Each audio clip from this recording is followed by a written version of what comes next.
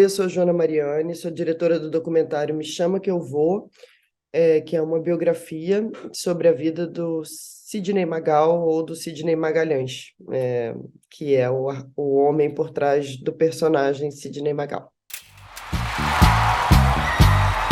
Na década de 70 surgiu um cantor romântico, um misto de Elvis Presley e John Travolta. O ídolo das mulheres de todo o Brasil. Olha, vocês estão pensando que vida de artista são só alegrias, mulheres, carrões, divertimento, luzes, cores? Estão pensando? Mas é isso mesmo. A gente estava falando antes de começar a gravar, Joana, você falou de colocar o filho no mundo, né? E o teu filme passou em alguns festivais, alguns remotamente, outros não. Mas como é que foi essa longa jornada, digamos, acho que nesses 2 anos, né, de 2020 para cá, até o filme chegar aos cinemas, né? Foi mais demorado colocar esse filho no mundo? É um filho pandêmico, né? Então, ele foi uma gravidez mais longa, ficou mais tempo sendo gestado. Mas, ao mesmo tempo, é gostoso, né? Assim, é engraçado.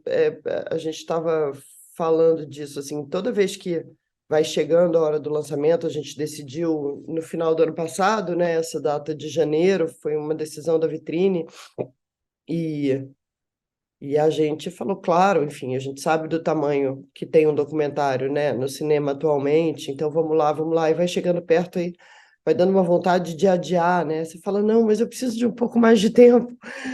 Mas dá para fazer mais coisa, mas dá para. E é um pouco isso, né? Assim, você sempre quer fazer perfeito. Eu acho que essa coisa da gestação, que a gente chama, né, de filme, todo mundo acha que é uma gravidez, mas eu acho que é mais uma gravidez e criar um filho até os 18 anos, sabe? Assim, é quase como se quando você bota o filho no mundo, é o filho saindo para ir morar sozinho, sabe? Assim, é que você vai perder o controle. Quem me dera, entendeu? Quando eu botasse um filho no mundo, eu ainda tivesse mais uns 14, 15 anos dele me obedecendo, entendeu? Mas não tem não, assim, agora ele foi para o mundo e é isso, vamos ver o que o mercado fala. Eu comecei a cantar cedo porque minha mãe, com um espírito muito artístico, ela me dava liberdade para que eu fosse eu mesmo. Fui parar nas boates e eu ainda garoto, e era levado para os primeiros programas de televisão. E aí alguém pegou e disse assim, mas ele é uma bichona, né? Olha como ele se mexe, olha como é que ele gesticula.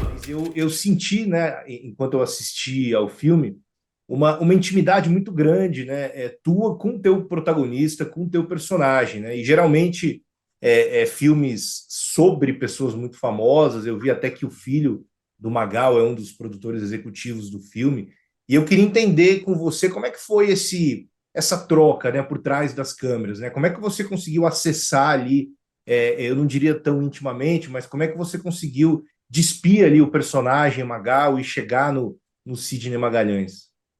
Eu acho que, na verdade, a, a ordem ela é inversa, né? Assim, eu conheci o Magal fazendo o clipe do Tenho, que é um clipe que eu fiz há uns 20 anos atrás, dirigido por um cara chamado Pedro Becker, eu fui diretor assistente. A gente nunca mais perdeu o contato. Aí a gente comprou a, a ficção, né? Os direitos biográficos de fazer a história da vida dele para o Paulo Macchilini dirigir. E aí veio a ideia do documentário. E quando veio a ideia do documentário, eu falo uma frase muito que eu falo que quem é diretor que acha que dirige documentário está se enganando. Entendeu? Que na verdade é o documentário que dirige o diretor, né? Assim, você tem que ter muita noção de que você pode achar que você vai fazer A e você vai fazer Z, porque não dá para saber, assim, você tem que começar a fazer para entender o que vai acontecer. E eu acho que essa tensão é que faz os bons documentários.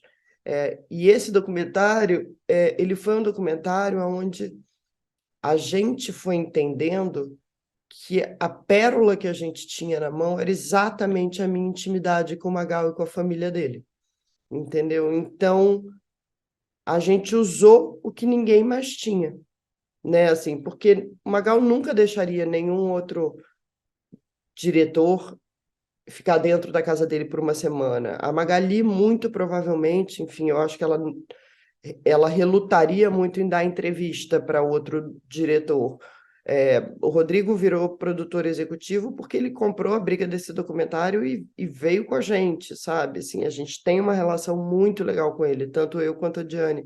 Então, um documentário que nesse caso, por exemplo, originalmente a ideia era contar sobre o Magal através do olhar dos fãs, virou um documentário que é contar sobre o Magal através do Sidney, entendeu? E isso foi uma coisa que é isso, né? Você, não sei, acho que todo mundo que faz filmes, produtores, diretores, tem vontade de fazer alguma coisa inédita, né? Assim, um olhar diferente. E eu acho que teve uma hora que a gente falou, cara, ninguém mais pode fazer isso, só a gente. Então, vamos aqui. Você pensa em casar? Olha, realmente pensar em casar eu penso. Eu tenho uma companheira maravilhosa, uma pessoa incrível. E aqui a foto da minha vida que eu tenho a sorte de ter, porque até ali ninguém sabia que eu estava perdidamente apaixonado por essa moça. Eu comecei a responder umas coisas soltas, entendeu? Tipo assim, você namora não, entendeu? Eu namorava já há 3 anos, uma pessoa, você... Eu fiquei completamente doida. Então, com Magali, as coisas aconteceriam, a carreira aconteceria ou não. Se eu tivesse que não seguir com a carreira, não seguiria. Aí você veio aqui, eu TV Mulher, há mais de 1 ano. Conta pra gente o que você andou fazendo esse tempo todo. E como que é para você chegar aos cinemas, né, nesse momento em que muito se discute e está na pauta do novo governo, né, na volta do Ministério da Cultura, a questão da cota de tela, né, essa discussão, dessa briga, muitas vezes, covarde, né, dos filmes brasileiros com filmes estrangeiros, e o teu filme estreia praticamente na esteira do Avatar 2, né, que dizimou as salas ali, acho que 97%, 96% das salas do Brasil, um absurdo, assim, e teu filme chega nesse momento aí na esteira do Avatar, e sabendo que o documentário tem um público fiel também no cinema, né? Mas como é que é para você, cineasta, contadora de história, realizadora audiovisual, esse tipo de debate que voltou à pauta com o renascimento, digamos assim, do Ministério da Cultura?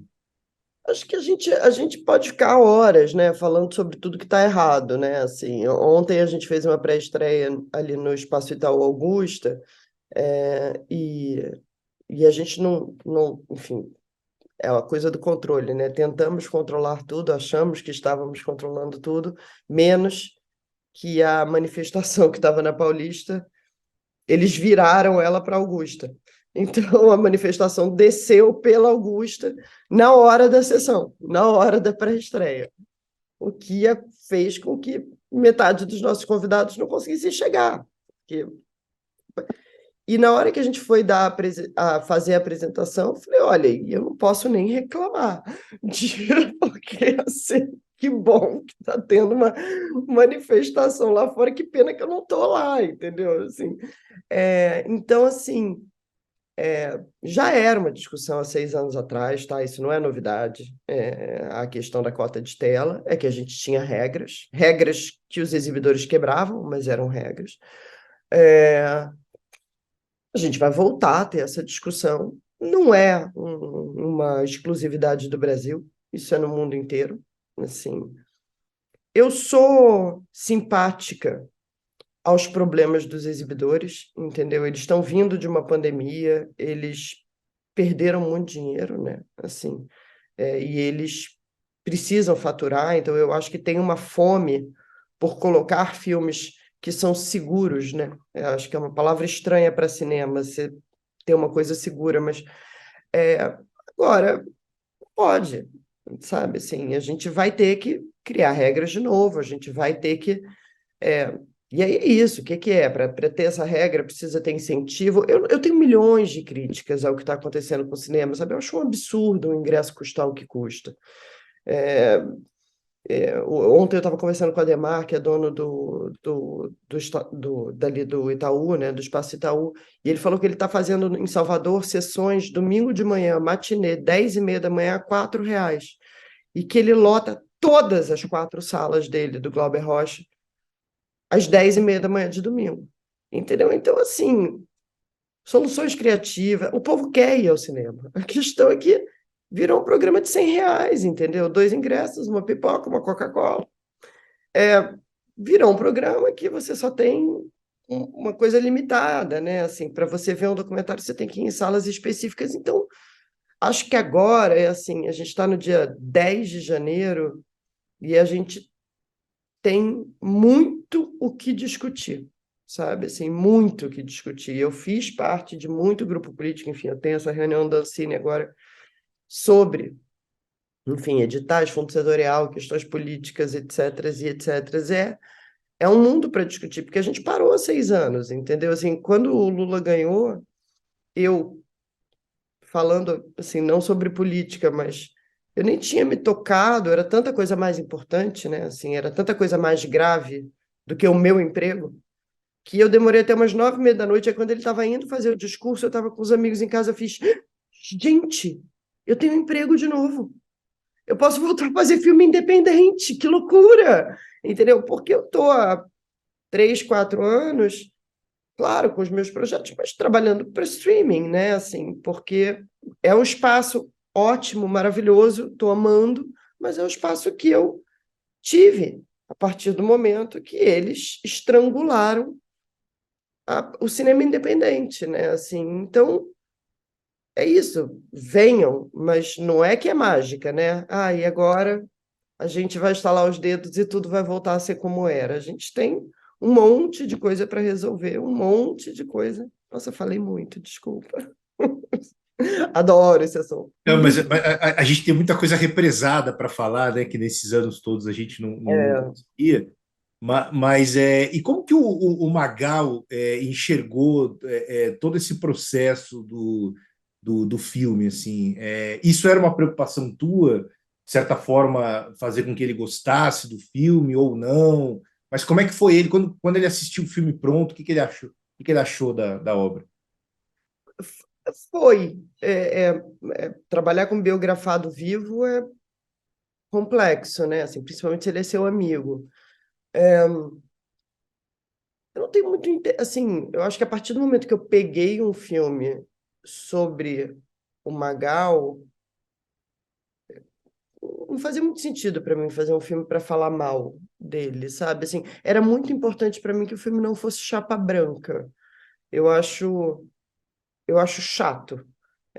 Foi por isso que a gente teve um primeiro corte, que a gente jogou fora e a gente foi para um segundo corte. Porque eu acho que o primeiro corte ele ficou chato, assim, né? Parecia uma amiga falando bem de um amigo. Ai, fica com meu amigo é ótimo, meu amigo é legal, meu amigo é bonito, meu amigo... E eu acho que isso não é um filme. E acho que essa foi uma luta, né? De como mostrar as qualidades e os defeitos, enfim, mostrar o lado que deu certo e o lado que não deu certo, assim, né? Assim, e nisso o Gripa me ajudou muito, porque eu tenho uma relação com o Magal, mas ele não tem. Então, era muito bom ter esse contraponto. Eu não mostrei nada para ele, eu mandei para ele o filme pronto e, enfim, achando que ele ia gostar, mas e ele adorou. Não pediu para mudar nada, nada, nada, nada, nada. E eu acho que o mais legal, o Rodrigo adorou, a Magali adorou. Era importante para mim que eles gostassem, sim. Eu acho que filme é para ser visto, né? E se o biografado está vivo, por ele também, né?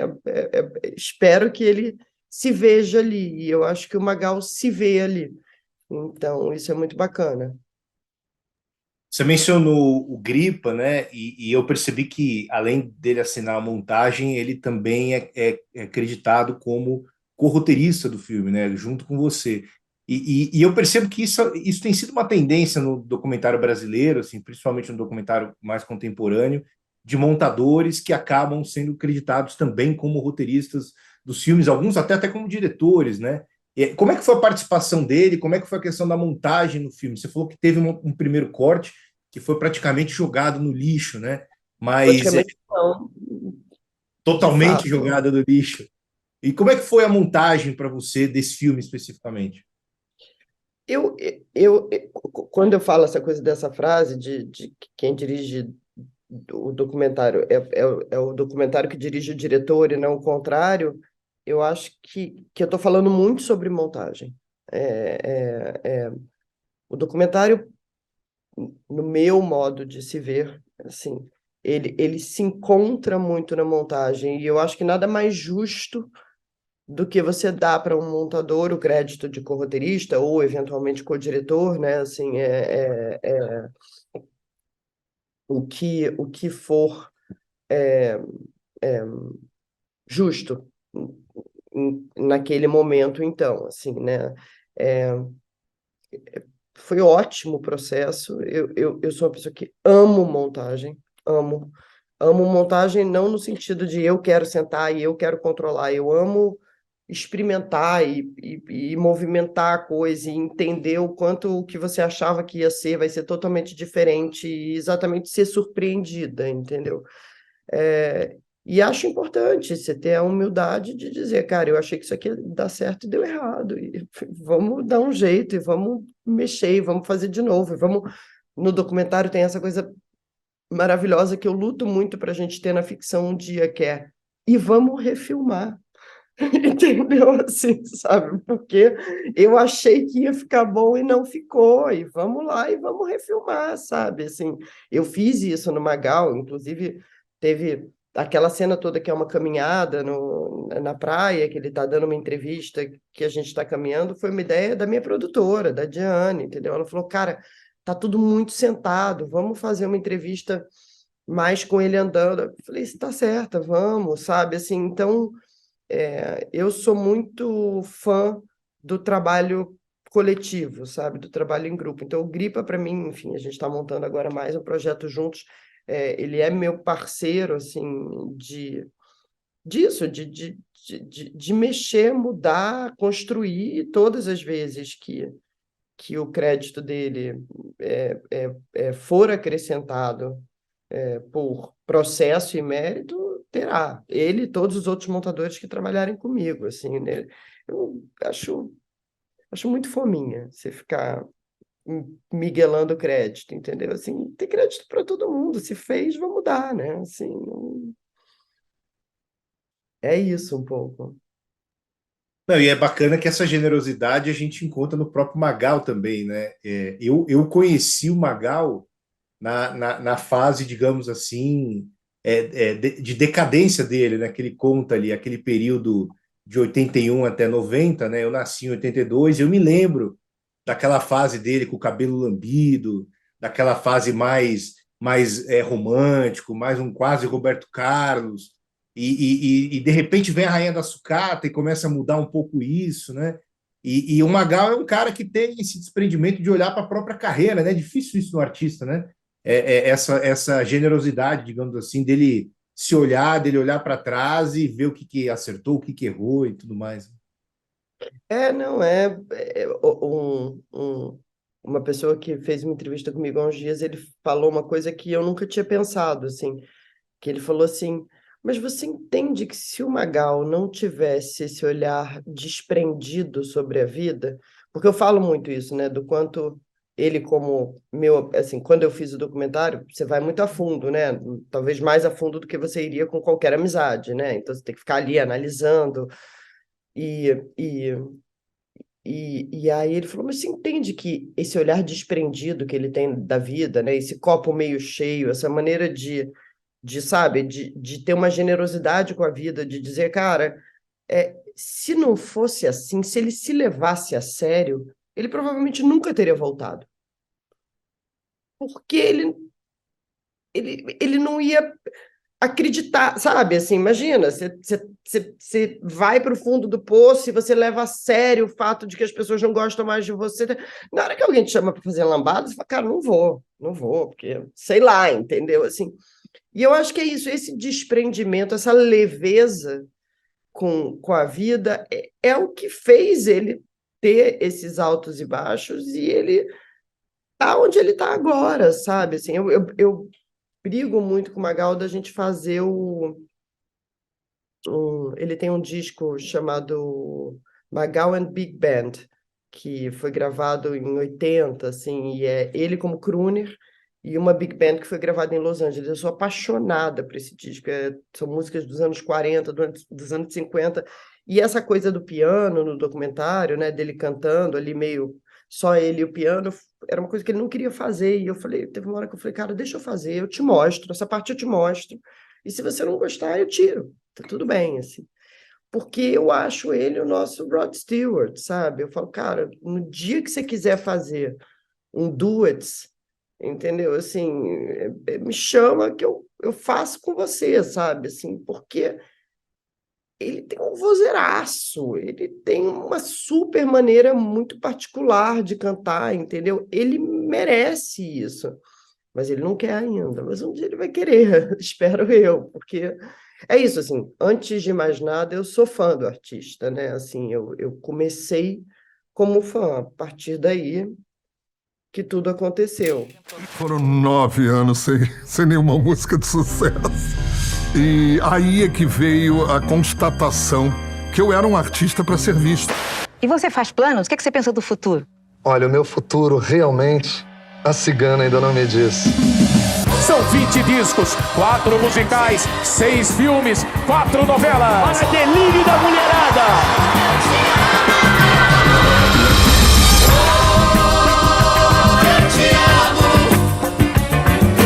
Já imaginou chegar na padaria e dizer, me dá um pão, vestido com salto desse tamanho? Começa a ficar bem por você.